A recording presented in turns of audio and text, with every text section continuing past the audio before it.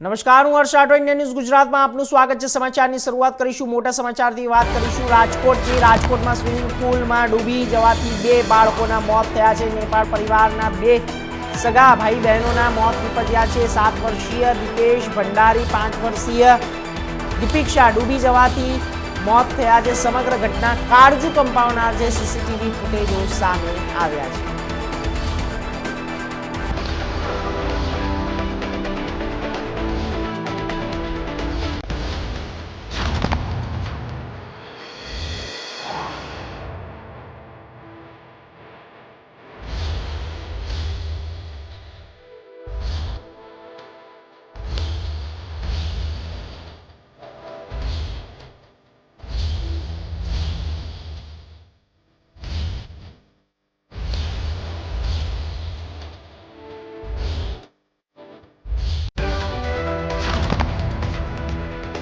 મોત નીપજ્યા છે।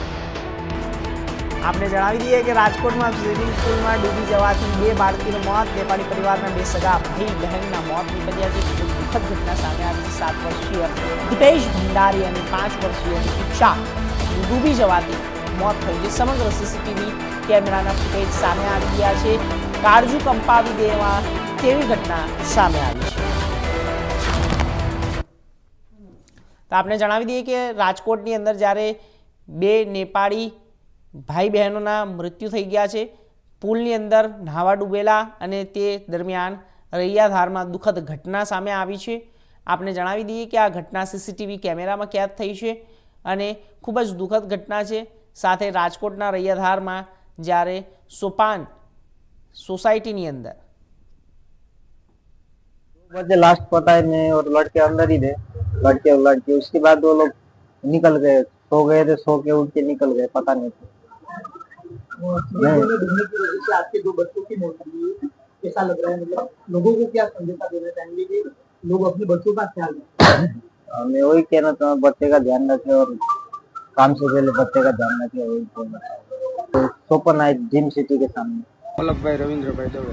પલકભાઈ, એક ઘટના બની છે, 2 બાળકોના મોત થયા છે। શું હતો સમગ્ર મામલો અને ક્યારે આ ઘટનાની જાણ સમગ્ર મામલામાં તો જાણવા એવું મળેલું છે કે 3:30ની આસપાસ બંને બાળકો ડૂબી ગયેલા એવી રીતના જાણ મળેલી હતી, પણ તેની બહાર કાઢતા ટ્રીટમેન્ટ ઘણી બધી કરેલી, પણ શક્ય એટલી બધાએ કોશિશ કરેલી પણ એનો જીવ ન બચાવી શક્યા અને 108ની ટીમ દ્વારા અમે સિવિલ હોસ્પિટલે ખસેડેલા છે અને ત્યાંથી અમને સમાચાર મળેલા છે કે બંનેની ડેથ થઈ ગયેલી છે। ખાસ તો તેમના માતા પિતા અહીંયા શું કરતા રહેતા હતા કે કઈ રીતે? તેમના માતા પિતા 15 દિવસ પહેલાં હજી આવેલા છે અને નવું એમણે હજી કામ ચાલુ કરેલું હતું। અહીંયા તે બહાદુર છે અને સોપાન હાઇટ્સમાં અમારી વિંગ છે, વિંગ, એમાં તે સાફ સફાઈ। તો આગળ વાત કરીશું વડોદરામાં।